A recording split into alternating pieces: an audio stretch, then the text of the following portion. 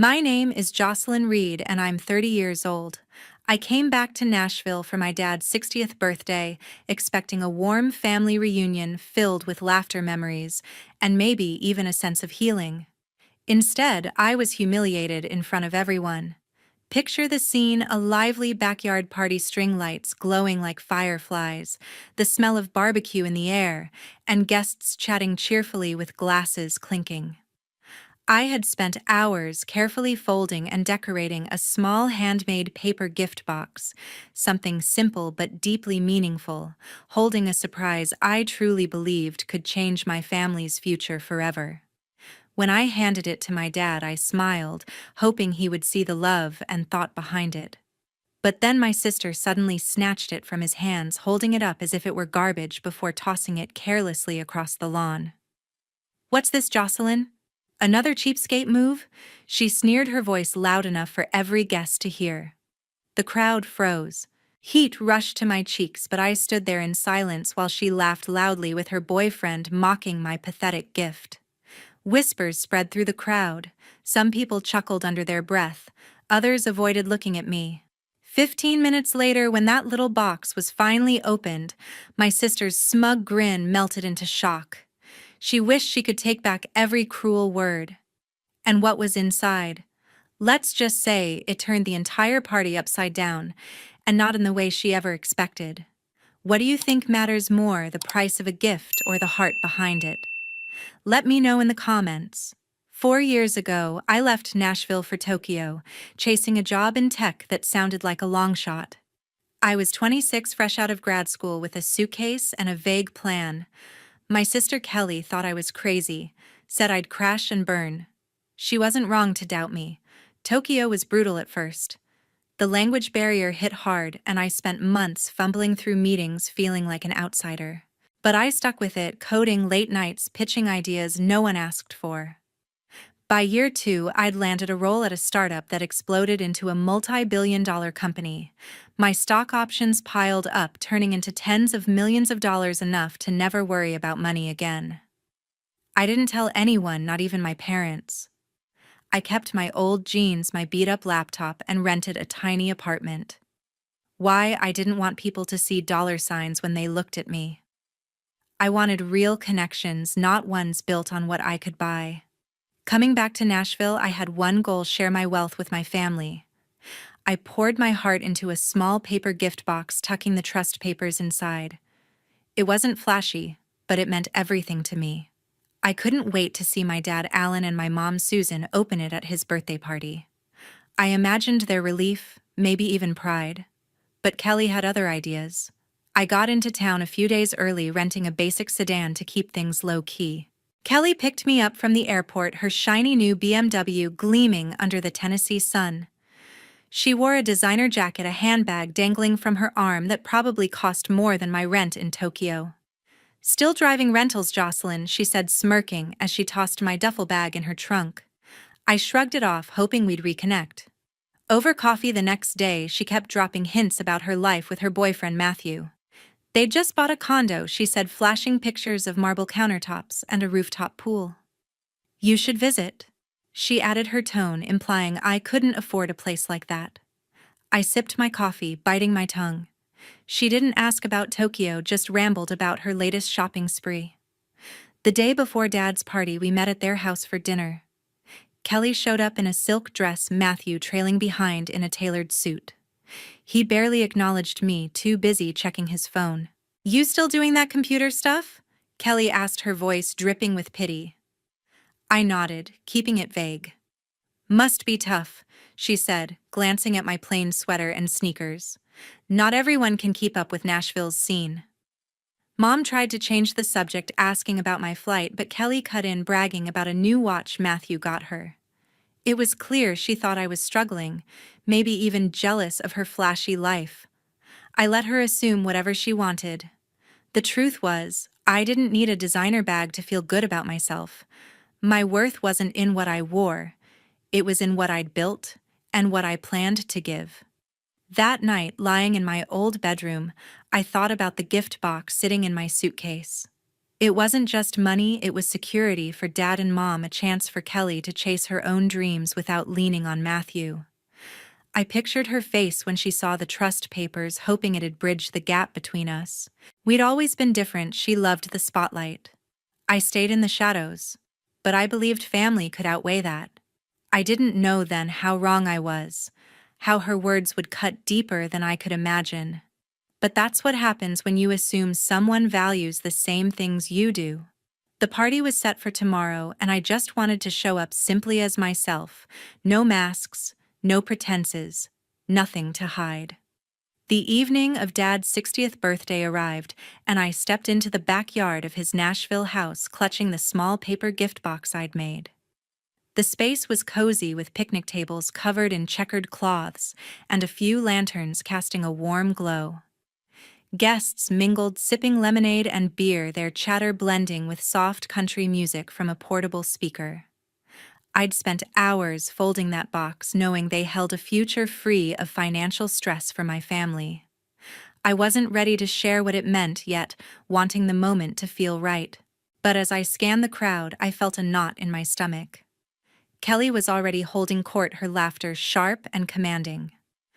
I approached the gift table, setting my box next to a stack of brightly wrapped packages. Kelly spotted me, her eyes narrowing as she sauntered over with Matthew trailing behind. She wore a sequined dress that caught the light, while he sported a flashy watch and a smirk. "What's that?" Jocelyn Kelly asked, picking up my box like it was a toy. "Did you make this in art class?" Her tone was light, but the jab landed hard. A few guests nearby chuckled, glancing my way. Matthew leaned in, inspecting the box. "Looks like something you'd find at a thrift store," he said, loud enough for others to hear. The words stung, but I forced a smile, brushing it off. Kelly's friend Cynthia pulled out her phone, aiming it at the box. "Oh, this is too good," she said, giggling as she started recording. "Kelly, show it off." Kelly held the box higher, turning it for the camera. "This is Jocelyn's big contribution," she announced, her voice dripping with sarcasm. "What even is this? A coupon for free hugs?" The crowd laughed louder, and I felt my cheeks flush. Cynthia kept filming, her fingers tapping to post the video online. I clenched my fists, resisting the urge to snatch the box back. They didn't know what was inside, and I wasn't about to let their mockery ruin my plan. I turned away, spotting Mom and Dad near the grill. "Hey, Jocelyn," Mom called, waving me over. I joined them, grateful for the escape. Dad was flipping burgers, his apron stained with barbecue sauce. "You doing okay, kid?" he asked, his voice gentle. I nodded, not wanting to worry him. "Just happy to be here," I said, forcing cheer. Susan squeezed my arm, her eyes warm but tired. We talked about old birthdays, Dad's terrible fishing trips, anything to keep my mind off Kelly's taunts. But I could still hear her across the yard, her voice carrying as she showed off to more guests. "Jocelyn's always been practical," she said, the word laced with pity. Matthew chimed in. "Yeah, some people just don't aim high." Their words cut deeper than I expected, stirring a mix of anger and hurt. I stayed close to Mom and Dad, helping serve food and chatting with neighbors. But Kelly's presence loomed. Every time I glanced over, she was flaunting something: her earrings, her heels, her perfect life. Cynthia kept her phone out, capturing every moment like it was a reality show. I tried to focus on why I was there: to give my family something real, something lasting. The box sat quietly on the table, unnoticed by most, but it held everything I'd worked for. I told myself to stay calm, to wait for the right time. Kelly's words were just noise. They wouldn't change what I came to do. But Kelly wasn't done, and I could feel the tension building. I stood near Mom, passing out plates, trying to shake off the sting of earlier jabs. The gift table sat a few feet away, my small paper box nestled among shiny bags and ribbons. I kept glancing at it, knowing what it held, hoping Dad would open it soon. But then Kelly's voice cut through the chatter, sharp and commanding, pulling every eye in her direction. She strode toward the gift table, her sequined dress flashing under the lanterns. Matthew followed, his grin wide, like they were about to put on a show. Kelly snatched my box from the pile, holding it up like a trophy. Jocelyn, seriously. She called out, her voice loud enough to hush the crowd. This is your gift for Dad's big day. She shook the box, its lightweight drawing snickers from a few guests. Before I could respond, she tossed it across the lawn, the paper crumpling as it landed in the grass. Cheapskate move, Jocelyn, she said, her tone biting. Couldn't even spring for a real gift. The word cheapskate hit like a slap, echoing in the sudden silence. Faces turned toward me, some amused, others uncomfortable. Cynthia, phone in hand, was already live streaming, her camera trained on the box in the grass. This is gold, she laughed, panning to Kelly's triumphant smirk. Y'all, Jocelyn's out here with a dollar store special. The live stream chat lit up, comments rolling in, amplifying the humiliation. My heart pounded, my hands trembling as I stood frozen. Every instinct screamed to run, to grab the box and leave, but my feet wouldn't move. The weight of dozens of eyes pinned me in place, my throat tight with embarrassment. Dad stepped forward, his face stern. Kelly, that's enough. He said, his voice low but firm. He started toward the box, but Susan grabbed his arm. Kelly, apologize to your sister, she urged, her eyes darting between us. Kelly just laughed, brushing her hair back. Apologize for what, Mom? Jocelyn's the one who showed up with that. She gestured at the box, now scuffed and dirty. If she can't afford a decent gift, that's not my fault. Matthew nodded, crossing his arms. Some people just don't get it, he added, his voice smug. The crowd murmured, a mix of gasps and whispers, as Cynthia kept filming her phone, capturing every second. I stood there, the humiliation burning through me. My simple jeans and sweater felt like a spotlight marking me as the outsider Kelly painted me to be. I wanted to scream that the box wasn't what it seemed, that it held something bigger than any of them could imagine, but the words wouldn't come. I clenched my jaw, staring at the grass, refusing to let Kelly see me break. I'd worked too hard, come too far to let her words define me. Still, the shame was overwhelming, like a wave I couldn't swim out of. Every laugh, every glance felt like a knife twisting deeper. Dad and Susan tried again, their voices overlapping. Kelly, pick it up and say, sorry. Dad insisted, his tone sharper now. Susan stepped closer to me, her hand on my shoulder. Jocelyn, don't listen to her, she whispered, but her words barely registered. Kelly rolled her eyes, unfazed. Oh, please, Dad. She's fine. Maybe next time she'll actually try. The crowd shifted, some guests shaking their heads, others chuckling along with Kelly. Cynthia's live stream kept rolling, the comments piling up, each one a fresh jab I couldn't see but could feel. I stayed silent, my eyes locked on the box in the grass. It wasn't just paper and ink, it was my heart, my years of sacrifice, my hope for our family. Kelly's words couldn't change that, but they hurt all the same. I took a deep breath, steadying myself. This wasn't over. I stood there, eyes fixed on my crumpled gift box lying in the grass, my heart racing from the sting of Kelly's words. Then a familiar figure stepped forward, my lawyer, Patricia, who I'd known since my days in Tokyo. She'd flown in for the party at my request, ready to help with the surprise I'd planned. With a calm, deliberate stride, she crossed the lawn, picked up the box, and brushed off the dirt. Jocelyn, she said, her voice steady. Mind if I take a look? I nodded, my throat too tight to speak. Patricia opened the box, pulling out a folded document. She held it up, her eyes scanning the crowd. This is a trust agreement, she announced, her tone commanding attention. Jocelyn has set up a trust worth $20 million to clear her parents' debts and support her family, Alan, Susan, and Kelly. Gasps rippled through the guests. Mom's hand flew to her mouth, and Dad's eyes widened, his burger tongs frozen midair. Kelly's smirk vanished, her face paling, as Patricia continued. This trust is meant to secure their future debts, paid homes, saved dreams, funded. The crowd leaned in, hanging on her every word.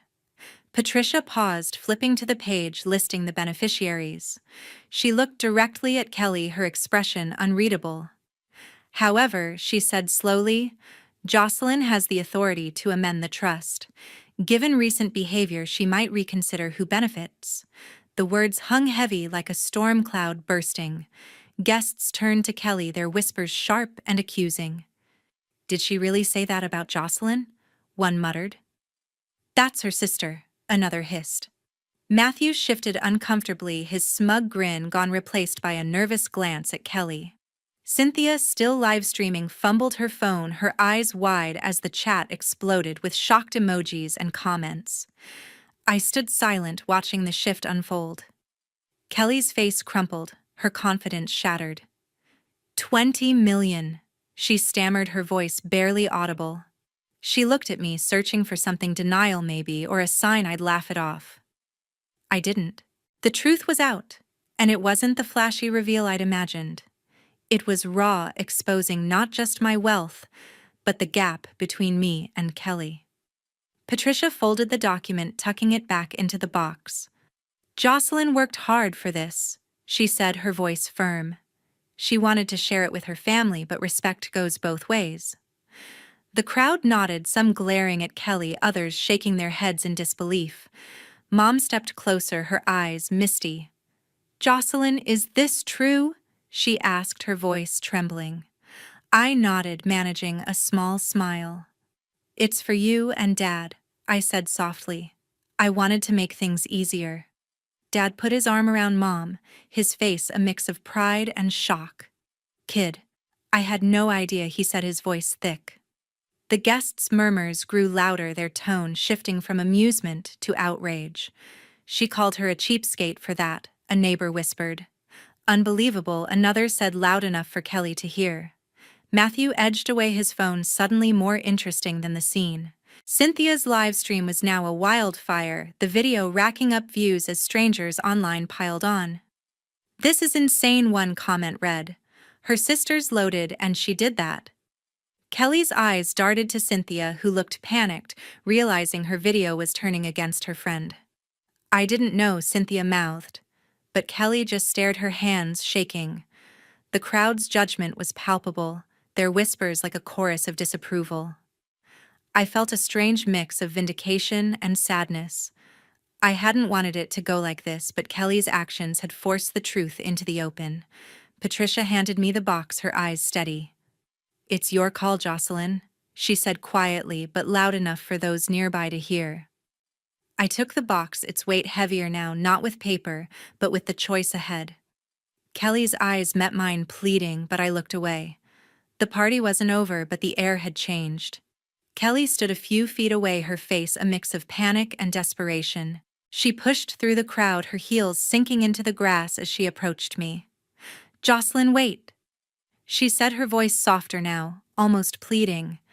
I didn't mean it. I was just joking, you know that, right? Her eyes darted around, seeking allies, but the guests' faces were cold, their murmurs sharp with judgment. I looked at her, seeing the sister I'd hoped to reconnect with, but her words felt hollow.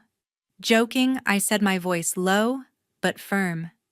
Kelly, you've been tearing me down since I got back. That wasn't a joke, it was jealousy.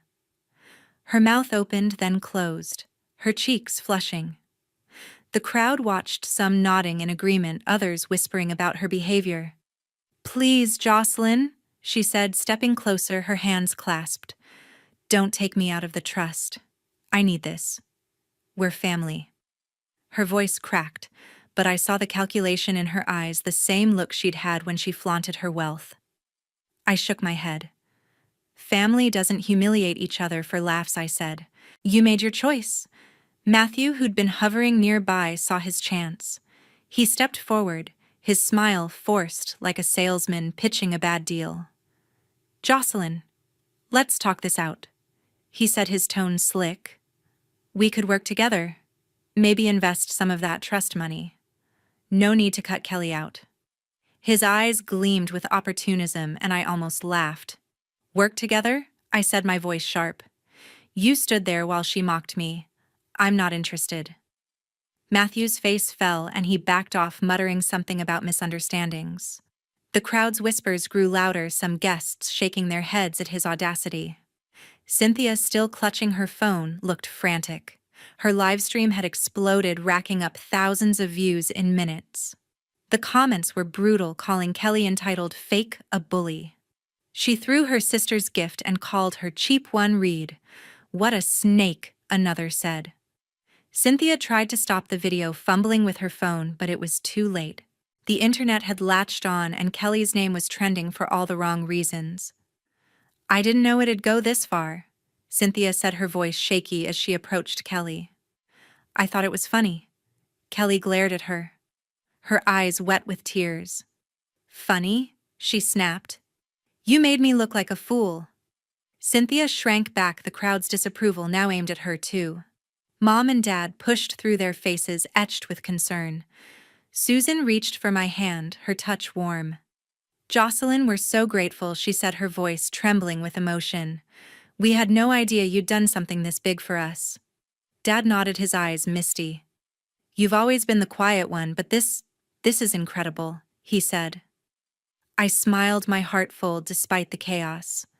"I just wanted to take care of you and Mom," I said, glancing at them. "That's all that matters." I paused, my voice firming. "But Kelly's actions have consequences. I'm only supporting you two for now." Mom's face fell slightly, but she nodded, understanding. Dad squeezed my shoulder, his expression proud but heavy. The guests were still buzzing, some openly criticizing Kelly. "She had it coming," a neighbor muttered. "You don't treat family like that." Another said, loud enough for Kelly to hear. She stood frozen, her hands trembling, the weight of her mistake sinking in. Matthew edged toward the sidelines, his phone out again, probably checking the damage online. Cynthia tried to slip away, but eyes followed her, judging her role in the mess. The video was everywhere, now shared across platforms, each view chipping away at Kelly's carefully crafted image. I felt a pang of sadness. She was my sister after all, but her choices had built this moment, not mine. I turned to Patricia, who stood nearby, her calm presence grounding me. "Thank you," I whispered. She nodded, her eyes steady. "You did the right thing," she said quietly. I looked at the crowd, then at Kelly, who was still staring at me, her face a mask of regret. I wasn't sure if it was genuine, but it didn't matter. I'd come to share something meaningful, and I wouldn't let her ruin that. I slipped away from the backyard, the hum of the party fading as I stepped into the cool Nashville night. My rental car was parked down the street, and I drove to my rented apartment, a small one-bedroom I'd picked for its simplicity. The weight of the evening clung to me, but I felt a strange calm. I'd come to share something meaningful, and I wasn't going to let Kelly's actions derail that. Sitting on the couch, I pulled out my phone and dialed Patricia. "It's time," I said. "Let's finalize the trust for Mom and Dad." She confirmed she'd start the paperwork to transfer the funds enough to clear their debts and secure their future. And Kelly, Patricia asked, her tone neutral. I took a deep breath. "She's out," I said. "I'm done." My phone buzzed relentlessly as I spoke, Kelly's name flashing across the screen. Texts piled up. "Jocelyn, please, let's talk. I didn't mean to hurt you. Can we meet?" Then voicemails, her voice shaky, begging for a chance to explain. I didn't listen past the first few seconds. Each message felt like a repeat of her backyard performance, too little, too late. I opened my contacts, found her number, and hit block. The silence that followed was a relief. I'd spent years building something to lift our family up, but Kelly had chosen to tear me down. That choice had consequences, and I wasn't going to bend. Next, I called Mom and Dad. Susan answered, her voice soft but steady. "Jocelyn, are you okay?" she asked. I smiled, picturing her in the kitchen, probably still in her apron. "I'm fine, Mom," I said. "I just wanted you and Dad to know the trust is set. The money's coming to you both, your house, your bills all taken care of." Dad's voice came on gruff with emotion. "You didn't have to do this, kid," he said. "But we're so proud of you." I swallowed hard, my eyes stinging. "It's what I always wanted," I said. "Just for you two." I didn't mention Kelly, and they didn't ask. They knew where I stood. My phone pinged again, this time, a message from Cynthia. "Jocelyn, I'm so sorry," it read. "I didn't mean for the video to blow up like this." Please forgive me. I stared at the words, remembering her laughter as she filmed her eagerness to boost Kelly's ego. She hadn't cared about the hurt she caused until it backfired. I didn't respond, just deleted the message. I wasn't in the mood for apologies that only came when the consequences hit.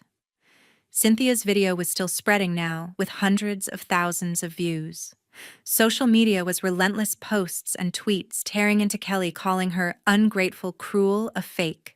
Screenshots of the livestream popped up on local Nashville forums with comments like, "She humiliated her sister over a $20 million gift and lost her family and her reputation in one night."